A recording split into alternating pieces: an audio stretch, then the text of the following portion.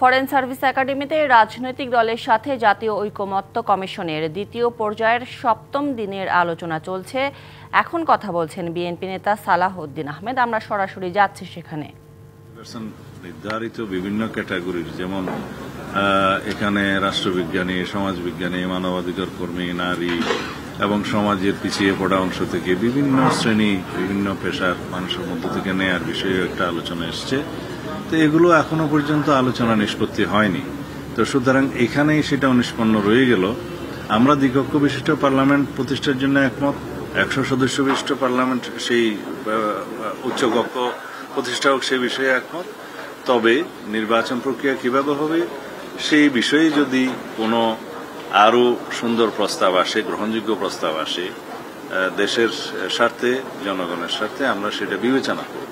একনল advanced hygiene soap, এবার জীবাণু ধুলাবালি ঘাম ক্লিন বোল্ড। কিন্তু সেরকম কোনো প্রস্তাব এখনো পর্যন্ত উঠে আসেনি। এই হচ্ছে দ্বিকক্ষ বিশিষ্ট পার্লামেন্টের বিষয়।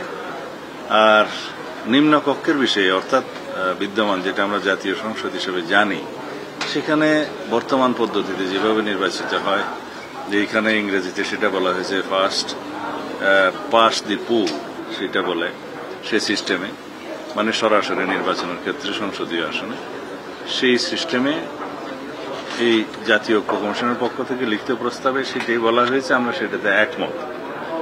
হয়তো দুই একটি দল আলাদা কোনো মতামত থাকতে পারে, সে বিষয়ে আমি যাব না।